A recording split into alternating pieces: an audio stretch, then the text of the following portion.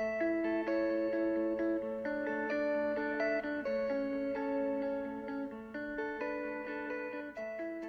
behavior of your dog jumping up on visitors or family members as they return home can be redirected into more acceptable behaviors.